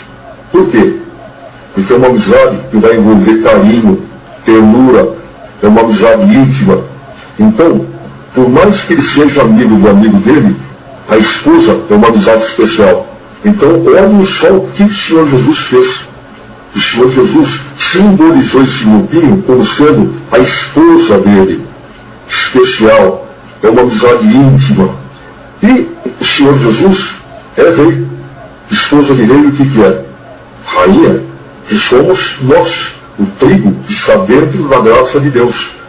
Então, irmãos, no dia da festa da vitória, quando nós estivermos cantando o hino da vitória, vai estar lá também o povo da Assembleia, o povo das outras igrejas, só que eles irão estar lá como cidadãos do céu, mas nós estaremos lá com uma coroa na cabeça e com vestes reais. Os irmãos estão entendendo? Esta que é a diferença. Voltando então a falar daquele grupo de 2%, o que aconteceu no céu foi o seguinte: a maior parte deles pecaram que deram ouvido, mas se resguardaram e ficaram fiéis a Deus. Praticamente, eles nem se contaminaram na presença de Deus. Só que Deus viu que se deixasse eles soltos aqui por essa terra, fatalmente o diabo iria fazer eles descambarem por mal, por pecado. Então o que o Senhor fez? Deus criou essas igrejas de terceiro nível. Para quê? Só com um objetivo: prender eles, para não deixar de descambar. É só isso. Então a gente fala assim: mas lá naquela igreja a doutrina é assim e assim. Não interessa. O objetivo é só prender para não deixar de descambar. Eles não precisam de purificação. Se os irmãos conhecerem algumas pessoas dessas igrejas, os irmãos vão notar que são pessoas boas, pessoas equilibradas. Por outro lado, os trigos que estão na congregação são todos estressadinhos, pavio curto, não é verdade? Na terceira parte, nós iremos falar profundamente sobre isso. Só que aí, houve uma parte dessa porcentagem de 2% que iria precisar de uma purificação aqui na Terra. Então o que o Senhor fez? Colocou eles todos nas igrejas de segundo nível, nas pentecostais. Por quê? Porque simplesmente eles terão que passar por processos para a purificação da alma. Então o que o Senhor faz? O Senhor dá dons para eles, eles têm revelações, Deus fala com eles. Para quê? Para poder fazer uma obra de restauração na alma deles. Aí então vem aquele grupinho de 0,002%, que são todos aqueles que estão machucados, estrupiados, arrebentados. Por quê? Porque o soldado, quando ele vai para a guerra, ele pode voltar todo machucado, ferido, arrebentado, mas ele volta como herói. Então foi isso que aconteceu no céu. Nós machucamos, nós nos arrebentamos todos espiritualmente. Por quê? Porque nós brigamos, nós defendemos o Senhor Jesus. Então, a congregação cristã no Brasil é um hospital espiritual. E aí se cumpre aquilo que o Senhor Jesus falou. Eu não vim para os que estão bons, eu vim para os doentes, que somos nós, da congregação cristã no Brasil. Nós somos os doentes espirituais, porém fazemos parte da realeza. Esta que é a diferença. Tem um irmão no interior, ele me contou que ele trabalhava junto com um, iria ser da Assembleia de Deus. E ele tinha muita comunhão com essa pessoa. Aí um dia, esse da Assembleia veio contando para ele que naquela noite Deus deu uma revelação para ele. Então ele contou assim, na revelação, ele estava em frente a um hospital e chegou uma ambulância. Aí abriram a porta e tiraram uma maca, e tinha uma pessoa toda coberta com lençol. Eu fui lá, tirei o lençol, e era você. Você estava sendo internado no hospital. Passou os dias, Deus deu uma revelação para o nosso irmão. E nessa revelação, ele viu o seguinte, ele viu uma fonte de água, jorrando água cristalina, água fresquinha. E essa água caía embaixo e ficava empoçada. Ele, da congregação, bebia na fonte. Agora, aquele que é da Assembleia, bebia lá onde a água estava empoçada. O que significa isso? Outro dia, minha esposa conversou com um pastor, eu não lembro a denominação, e ele contou para ela que todo dia de culto, ele ora a Deus, e Deus aponta uma palavra para ele. E aí o que ele faz? Ele prepara um sermão, estuda, e quando chega à noite na igreja, ele passa para o povo aquilo que ele estudou em casa, que é a água que está empoçada no coração dele. Os irmãos estão entendendo? Nós, da congregação, nós somos privilegiados, nós bebemos direto na fonte, água fresquinha, direta do trono de Deus. Minha mãe conta que o avô dela morava em Cubatão e era católico daqueles que ata e rezava 3, 4 vezes por dia. E lá em Cubatão tinha a congregação e tinha a Assembleia de Deus. E ele se converteu na Assembleia. Diz a minha mãe que quando ele estava nos últimos momentos dele, na cama, ele falava que estava vendo os anjos ao redor dele. Tem um irmão cooperador que é amigo meu. E aconteceu o seguinte, o pai dele era pastor da Assembleia de Deus e faleceu. Então um dia esse irmão foi buscar a palavra e perguntou para o Senhor, Senhor, e meu pai? Sabe o que o Senhor respondeu para ele? Se você for fiel, você vai encontrar com ele aqui em cima. A minha cunhada, ela é cabeleireira, ela tem 10 irmãs. E um dia foi pentear lá uma da Assembleia. E o marido dela era pastor. E o que aconteceu? Eles foram na congregação e se converteram. Sabe o que o Senhor falou para eles? Fica lá até eu te mandar sair. E aí o que aconteceu? Ele continuou na Assembleia, continuou pregando. Quando eles tinham vontade, eles iam na congregação, matavam a vontade. Só que esse, o Senhor já mandou sair. Já levou para o céu. Tem uma pastora aqui onde eu moro, e ela me contou que sempre que ela precisa que Deus fale com ela vai na congregação. E Deus fala com ela. E disse ela outro dia que Deus falou assim com ela pela palavra. Fica lá, teu lugar é lá. Tem uma irmã que é examinadora aqui no interior de São Paulo, e ela contou que outro dia ela estava na casa dela, conversando com os familiares dela, e tinha ali umas irmãs meio estrambelhadas, e começaram a zombar dela, a caçoar dela. Ah, você parece uma jeca, com um calor desse, andar com uma roupa dessa, tem que andar com uma roupa mais decotada. E aí então, ela ficou chateada, saiu e foi lá no muro, na frente da casa dela, e ficou debruçada no muro. Nisto, passa a senhora da Assembleia de Deus, olhou para ela e falou assim, moça, a senhora é crente, né? Ela falou, sou. Sabe o que é? Deus está mandando dar um recado para a senhora aceita? Ela falou, sim, eu aceito, pode falar. O senhor está mandando dizer para a senhora ficar do jeito que a senhora está. Não muda não, que Deus está se agradando assim. Estão entendendo? Mas existem algumas diferenças deles em relação a nós, da congregação. Primeira diferença, eles não são considerados nossos irmãos. Por quê? Porque eles não foram adotados por Deus, mas são nossos amigos. Nós iremos conviver juntos no céu. Aliás, os anjos que estão no céu também não são considerados nossos irmãos, são nossos amigos. Eles não foram adotados por Deus. Outra coisa, o batismo é um contrato que a pessoa faz com Deus. Quando a pessoa se batiza, ela está assinando esse contrato. Então agora eu pergunto para os irmãos, materialmente falando, quando há um contrato entre duas pessoas, uma vez que haja alteração nas cláusulas, não é necessário uma nova assinatura? Lógico que é. Então, olha o que acontece espiritualmente falando. Eles, quando mudam de uma igreja para outra, eles não precisam se batizar. Agora, quando vem para a graça de Deus, não. Aqui há alteração no contrato. Então, há necessidade de uma nova assinatura. Os irmãos estão entendendo? Então, é por isso que quando vem para a graça de Deus, tem que batizar novamente. Está claro? Agora, irmãos, uma coisa. Não é da vontade de Deus que nós ficamos discutindo com eles, tentando convencer eles a virem para a congregação. O lugar deles é lá. O Senhor Jesus disse, tenho muitas ovelhas que estão em outros apriscos e me convém agregá-las. Aqueles que são da realeza, que estão lá, o Senhor certamente irá buscá-los, mas os demais não. Lá é o lugar deles. E agora, irmãos, mais um mistério. O Senhor Jesus disse, ide por todo o mundo e pregai o Evangelho a toda criatura. Quem crer e for batizado será salvo. Quem não crer será condenado. Os irmãos já observaram que a única igreja que não faz isso é a Congregação Cristã no Brasil? Por quê? Justamente porque no início da obra, Deus revelou para os irmãos anciões o seguinte, eu trarei no meio de vocês aqueles que hão de ser salvos. Mas a pergunta então é a seguinte, por que somente para a Congregação Cristã no Brasil, Deus não deu essa tarefa de levar o Evangelho por todo o mundo, para toda criatura? Por quê? Aí está o mistério.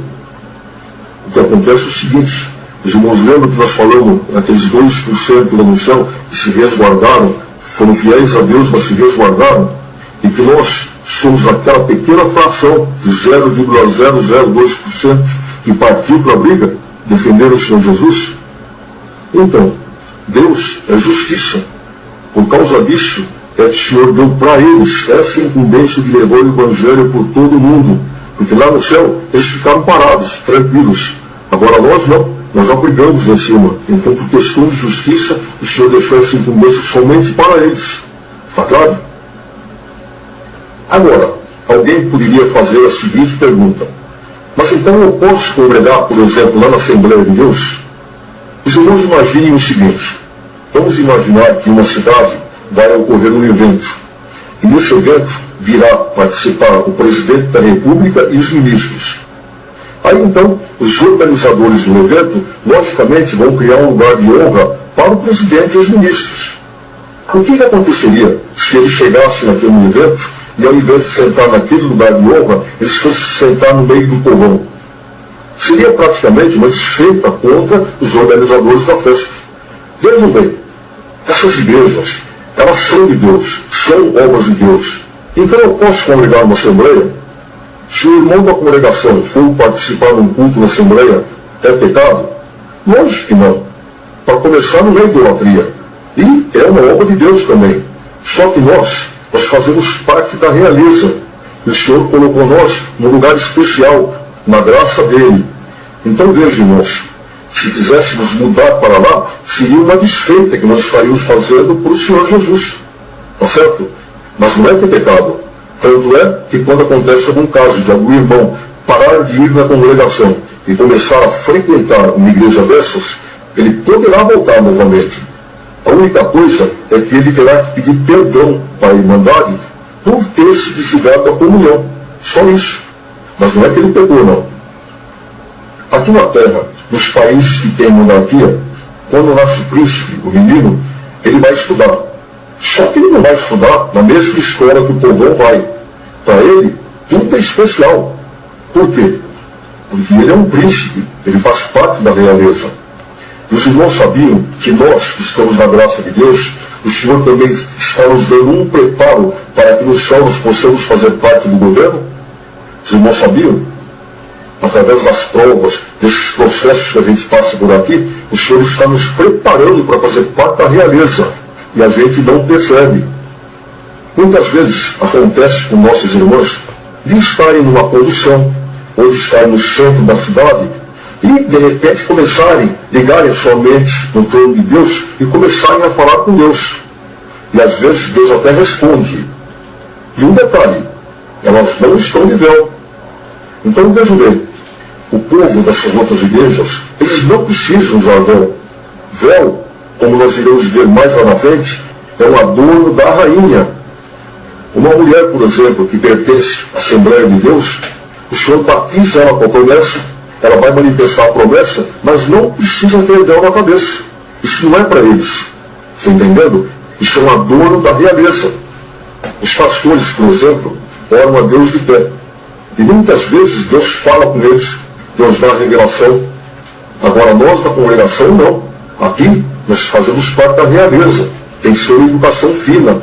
Nós sabemos que para chegar diante do Criador tem que ser com humildade, de joelho. Para nós, irmãos, existe no céu coroas reais.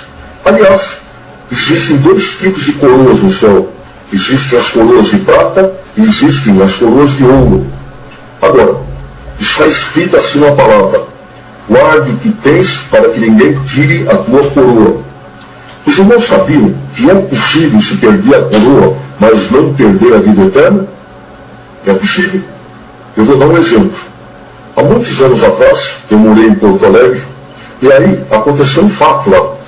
Um dia, na hora do culto, dois cooperadores começaram a discutir e acabaram partindo para agressão física no meio do culto.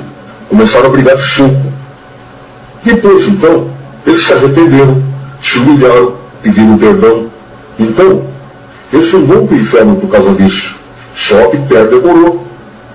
Quando, por exemplo, um ancião comete um ato que a gente fala assim: não, para o céu ele vai, mas ele não é digno de ser um ancião. Se ele não é digno de ser um ancião, muito menos de ser um príncipe no céu. Perde a coroa. Um outro caso que o Senhor mostrou. Vejam bem, casais e namorados no nosso meio, quando adianta o casamento, isso é pecado de morte, é fornicação. Mas, às vezes, acontece um acidente e o casal, os envolvidos, consertam imediatamente, já casam imediatamente.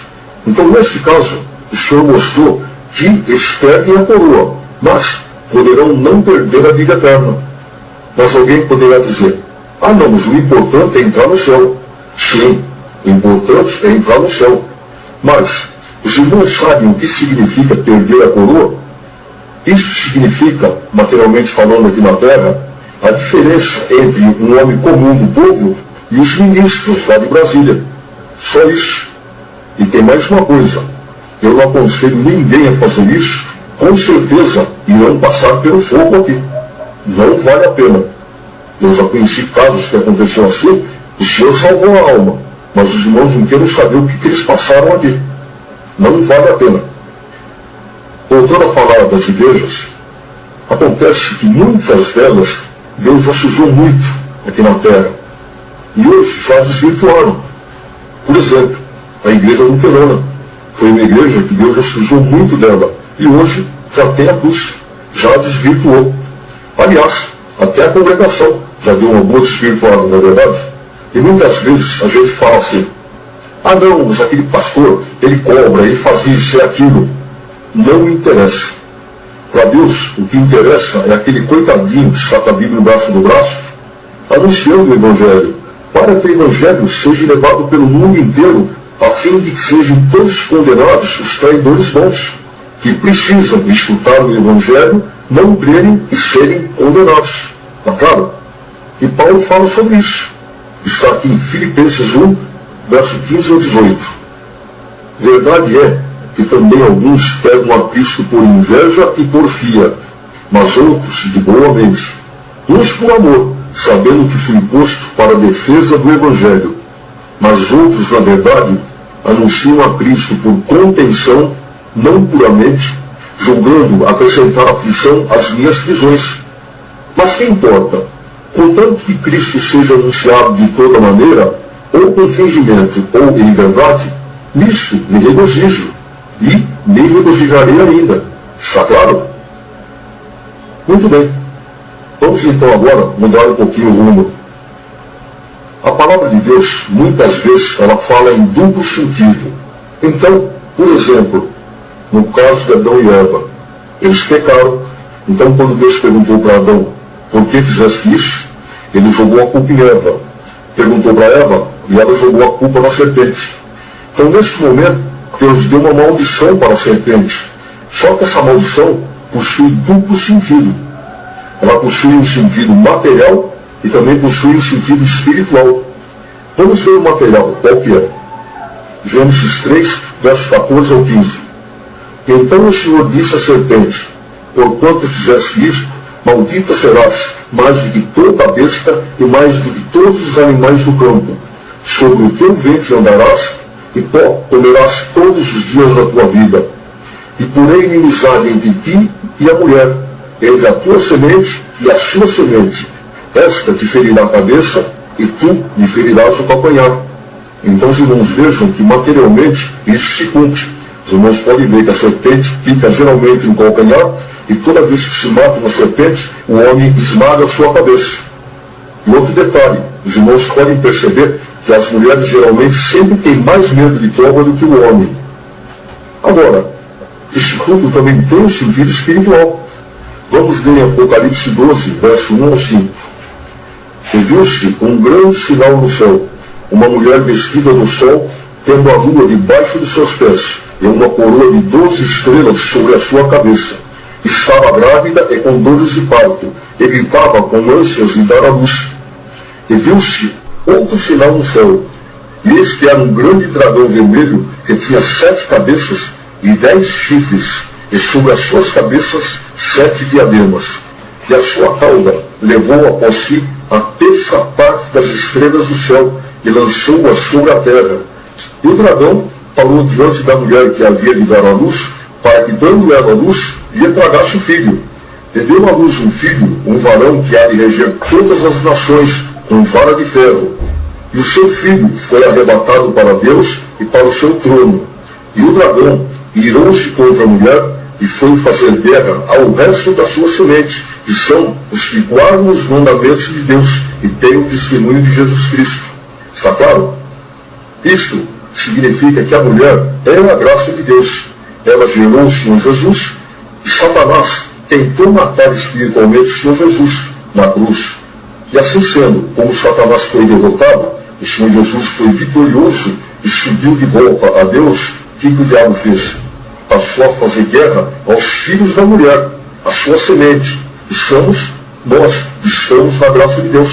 Está claro? Então esses são os dois sentidos da maldição que Deus deu para a serpente. Tudo bem? Muito bem. Vamos então mudar de rumo. Vamos falar agora a respeito de pecado de morte. Na opinião dos irmãos, pecado de morte, por exemplo, adultério, tem perdão? Vamos voltar no começo, onde Satanás desafiou a Deus e pediu para que ele deixasse de correr as nações. O que o Senhor Deus fez? Deixou, mas antes ele deu um alerta geral nas 24 nações e disse assim: este grupo está disseminando loucura. Ninguém deu ouvido a eles. Quem der ouvido peca, e pecado vai gerar morte. Neste momento, Deus criou uma lei universal. Pecado gera morte. E como Deus é justiça, Ele não pode cancelar essa lei e nem abrir alguma exceção. Porque senão, por questão de justiça, Deus será obrigado a perdoar todo mundo, inclusive o diabo. Então vejam o seguinte: se eu pecar, o meu pecado tem que gerar uma morte. Então, só há duas possibilidades. Primeira, ou o Senhor Jesus volta nesta terra e morre novamente para pagar o meu pecado, ou então, quem vai morrer é a minha alma. Não tem jeito. Mas, o que acontece é o seguinte: para que não haja muito desespero no meio do povo de Deus, muitas vezes Deus permite que aquele que peca vá na igreja, pega uma palavra que ele está perdoado, ou às vezes vem um profeta e fala que está perdoado, só para ir levando, para não deixar que entre o desespero no meio das famílias. Mas a coisa não é bem assim não. Eu vou dar um exemplo que aconteceu. Um tio da minha esposa tinha um amigo, um irmão chamado Renato. E aí o que aconteceu? Esse irmão era casado e acabou pecando, adulterando. Aí então entrou o desespero, foi na igreja e pegou uma palavra que estava perdoada. Foram os profetas lá, e profetizaram que ele estava perdoado. E assim sendo, ele continuou congregando, ficou 11 anos congregando. No final dos 11 anos, deu câncer nele. E aí, ele entrou em estado terminal, e um dia, deu um desespero nele, ele começou a gritar, urrar dentro do quarto, arrancar os cabelos, e dizia assim: me enganaram, falaram que eu estava perdoado, e agora o diabo está aqui para me levar. Morreu assim. Os irmãos estão vendo? Eu vou ler aqui para os irmãos, em 1 João 3, verso 8 ao 10, o que fala sobre isso. Prestem bem atenção. Quem comete o pecado é do diabo, porque o diabo peca desde o princípio. Para isso se manifestou o Filho de Deus, para desfazer as obras do diabo. Qualquer que é nascido de Deus não comete pecado, porque a sua semente permanece nele e não pode pecar, porque é nascido de Deus. Nisto são manifestos os filhos de Deus e os filhos do diabo. Está claro? Outro ponto, 1 João 5, verso 18. Sabemos que todo aquele que é nascido de Deus não peca, mas o que de Deus é gerado conserva-se a si mesmo e o maligno não lhe toca. Os irmãos estão entendendo? Então aqui, irmãos, fica claro que pecou é porque não é de Deus.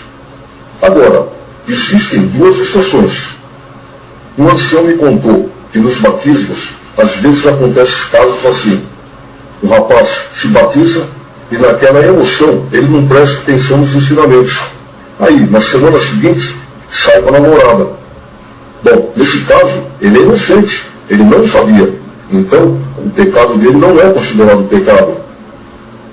Outro caso, tem pessoas que vêm à congregação, batiza e não entende nada. Para ele, é uma igreja como outra qualquer. Acaba voltando para o mundo e peca. E depois volta arrependido. Então, nesses casos, poderá haver perdão. Eu vou ler para os irmãos aqui, então, em Hebreus 6, verso 4 ao 6. Olha só o que fala. Porque é impossível que os que uma vez foram iluminados e provaram o dom celestial e se fizeram participantes do Espírito Santo, reprovaram a boa palavra de Deus e as virtudes do século futuro e recaiam, sejam outra vez renovados para o arrependimento, pois assim quanto a eles, de novo crucificam o Filho de Deus e o expõem ao vitupério. Então, nesses casos, quando a pessoa já experimentou tudo isso, é impossível que peque e seja perdoado. Porém, se ela não entendeu nada, não experimentou nada disso, então, nesse caso, ela poderá ser perdoada. Está claro? Agora, então, diz a palavra: aquele que voluntariamente pecar, não terá perdão. Isto significa que o pecado, para ser pecado, ele tem que ser voluntário. A pessoa precisa querer pecar. Então, por exemplo, eu digo assim para o irmão João: meu relógio é de ouro, ele é amarelo. E aí depois, o irmão Pedro pergunta para o irmão João: como é que é o relógio do irmão Carlos? Ele vai dizer: é de ouro, é amarelo. O que acontece? Na realidade, meu relógio não é de ouro, ele é prata. Isto, então, significa que tanto eu como o irmão João, nós mentimos. Só que eu sabia que meu relógio não era de ouro, eu sabia que ele é prata, eu sabia que se eu falasse que ele é de ouro, eu estaria mentindo, e eu quis mentir. Então, a minha mentira é considerada pecado. Agora, o irmão João não. O irmão João só passou a informação que ele recebeu. Então, a mentira dele não é considerada pecado. Está claro? Só que eu acho muito difícil, eu não consigo imaginar um adultério involuntário. Os irmãos conseguem? Só que agora vai mais um mistério para os irmãos. Os irmãos lembram dos arrebatados? Vamos recordar. Voltando no começo, quando tudo ainda estava bem no céu, Satanás ainda não tinha se envaidecido. De repente, ele se envaideceu e pensou: tomar o lugar de Deus eu não posso, Deus é infinito, eu vou sair pelo céu e vou convencer anjos a se separarem do reino de Deus. Aí nós iremos montar uma nação à parte. O Senhor Deus viu e ficou quieto. Ele pensou: deixa eu ver até onde ele vai chegar. Aí então Satanás saiu pelo céu e começou a convencer anjos. E convenceu 711 milhões de anjos a se separarem do reino de Deus e montarem essa nação à parte. Só que ele contaminou também 51 mil anjos que não traíram a Deus. E como nessas alturas Deus ainda estava quieto, se ele estava quieto, não existia lei. Se não existia lei, não existia pecado. Então isso significa que esses 51 mil anjos não pecaram. Consequentemente, eles ganharam o direito de passar pela terra sem ter que morrer. Por quê? Porque eles não têm aquele pecado original para pagar, que são os arrebatados. Se acontecer um acidente com um deles e pecar, este ainda poderá ter perdão. Por quê? Porque aí, neste caso, ele vai passar a morrer, ele vai deixar de ser um arrebatado. Para quê? Para que com a morte de seu corpo, ele pague o seu pecado. Mas, uma vez só. É a única exceção. Tudo bem? Muito bem. Vamos então novamente mudar de rumo. Estamos no mês de fevereiro de 2013. No final do ano de 2012, foi aberto o terceiro selo do Apocalipse, que significa, como nós já falamos, a entrada da fome na terra, fome material e fome espiritual. Como sempre o homem guerreou por causa de comida, dessa vez não vai ser diferente. Nós teremos que enfrentar a terceira guerra mundial. Depois então, virá um tempo de angústia que nunca houve e nem haverá, que é o tempo do reinado da besta. Depois então, é a vinda do Senhor Jesus. E aí, após a vinda do Senhor Jesus, diz em Apocalipse que vai haver uma trégua. João diz, e houve meia hora de silêncio no céu. Meia hora no céu significam 20 anos aqui embaixo. Isto quer dizer o seguinte, que após a vinda do Senhor Jesus, haverá 20 anos de trégua aqui na terra. Para quê? Para dar tempo de nascer o resto dos espíritos, o resto dos bebês que tem que nascer, que pertencem à nação 2 até a nação 12 do céu. E aí então, depois dessa trégua, vai se iniciar o cumprimento das pragas do Apocalipse, as 7 trombetas e as 7 taças.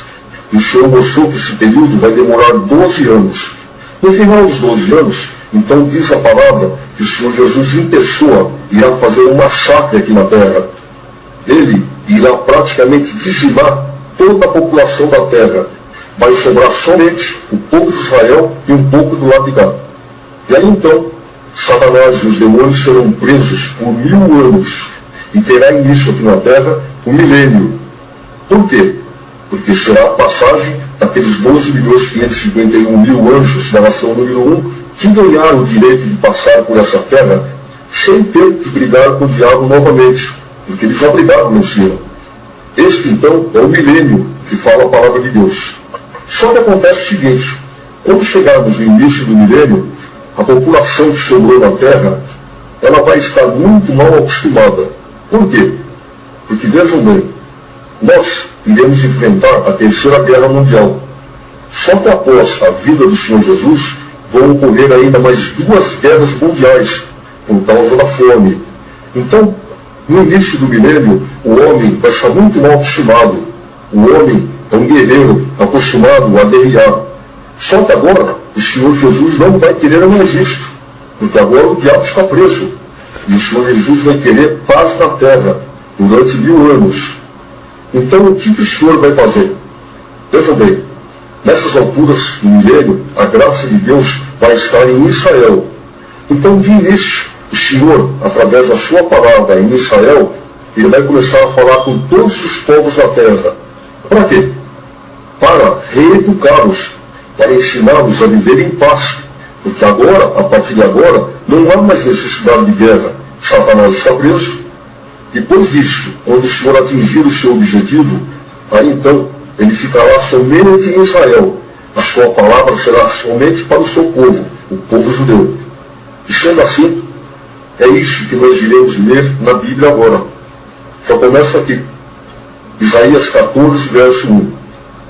Porque o Senhor se compadecerá de Jacó e ainda elegerá Israel e os porá na sua própria terra. E ajuntar-se-ão com eles os estranhos e se achegarão à casa de Jacó. Isto se cumpriu em 1948. Por quê? Porque os irmãos sabem que no ano 70 os romanos dizimaram a igreja, mataram os apóstolos, destruíram Israel. Então aquele pouco de judeus que sobrou, eles foram espalhados pelo mundo. Então essa profecia se cumpriu em 1948, quando a ONU criou o Estado de Israel. E aí então os judeus de todo o mundo começaram a voltar para a sua terra. E diz aqui em Isaías 2, versos 2 ao 4, e acontecerá nos últimos dias que se firmará o monte da casa do Senhor no cume dos montes, e se exalçará por cima dos outeiros, e correrão a ele todas as nações, e virão muitos povos, e dirão, vinde e subamos ao monte do Senhor, a casa do Deus de Jacó, para que nos ensine o que concerne os seus caminhos, e andemos nas suas veredas. Por quê? De Sião sairá a lei, e de Jerusalém a palavra do Senhor. E ele exercerá os seus juízos sobre as gentes, e repreenderá muitos povos, e estes converterão as suas espadas em enxadões, e as suas lanças em foices. Não levantará espada nação contra nação, nem aprenderão mais a guerrear. Está claro? E aí então depois, quando o Senhor Jesus conseguir esse objetivo, e quando ele ficar somente no meio do seu povo, no meio do povo de Israel, diz aqui em Isaías 65, versos 19 ao 25, e folgarei em Jerusalém, e exultarei no meu povo, e nunca mais se ouvirá nela voz de choro, nem voz de clamor. Não haverá nela criança de poucos dias, nem um velho que não cumpra os seus dias, porque o mancebo morrerá de 100 anos, mas o pecador de 100 anos será amaldiçoado. Não trabalharão de balde, nem terão filhos para perturbação. Por quê? São a semente dos benditos do Senhor, e seus descendentes com eles. E será que antes que clamem, eu responderei. Estando eles ainda falando, eu os ouvirei. E o lobo e o cordeiro se apacentarão junto, o leão comerá palha com boi, e pó será a comida da serpente. Não farão mal, nem dano algum, em todo o meu santo monte, diz o Senhor. Isso quer dizer o seguinte, não haverá nela mais criança de poucos dias. O que quer dizer? Não morrerão mais os nenês, porque no meio desse grupo, dos 12.551.000, não existiram nenês. O mancebo morrerá de 100 anos, mas o pecador de 100 anos será amaldiçoado. Isto significa o seguinte, que o povo de Deus, no meio do povo de Israel, o homem poderá durar até 100 anos, terá uma vida abençoada, uma vida tranquila, sem guerra contra o inferno. Agora, do lado de cá, não. Do lado dos pecadores, o pecador com 100 anos será amaldiçoado. E essa parte que fala que o lobo e o cordeiro apacentarão juntos, e o leão comerá palha com o boi, isso é espiritual, é simbólico. Isso significa que Israel e os seus inimigos irão viver em paz durante o milênio. Vamos então agora mudar um pouquinho o rumo. Os irmãos sabem quantos anos faz que Deus criou Adão e Eva, ou seja, que colocou o homem sobre a terra? Eu não sei se os irmãos já fizeram isso, mas tem muitos irmãos que fazem uma contagem na Bíblia só para ver quantos anos faz. E aí é o seguinte, pela Bíblia, eles chegam à conclusão que ainda não fazem 7.000 anos que Deus criou o homem. Por quê? Porque dá 6.000 e alguma coisa. Em setembro de 2009, um dia eu levantei de madrugada e consultei o Senhor. Aí eu perguntei para o Senhor, Senhor, quantos anos fazem que tu criaste Adão e Eva? E o Senhor me respondeu, 13.652 anos. Vejam bem, isso foi em setembro de 2009. Hoje, nós estamos em fevereiro de 2013. Vamos acrescentar então mais 4 anos. Então hoje, fazem exatamente 13.656 anos que Deus criou o homem sobre a terra. Aí então, eu me levantei da oração e pensei, mas não bate com a Bíblia. Pela contagem bíblica, não chega a 7.000 anos, é 6.000 e alguma coisa. O que eu fiz? Voltei a orar a Deus e o Senhor mostrou. Sabe que Deus esclareceu? O Senhor mostrou que de Adão até mais ou menos perto de Moisés, os homens consideravam que o ano tinha 680 dias. Depois, então, eles passaram a admitir que não, que o ano tinha 410 dias. Só mais lá na frente é que eles chegaram à conclusão que não, que realmente o ano tem só 375 dias. Então, quando a Bíblia fala, por exemplo, que Adão durou 900 anos, na realidade, Adão durou mais ou menos 1.700 anos. Então é por essa razão que existe essa diferença. Sacaram? Muito bem. Chegamos então ao fim da segunda parte. Que Deus abençoe a todos e que a sua graça e a sua paz permaneça em nossos corações.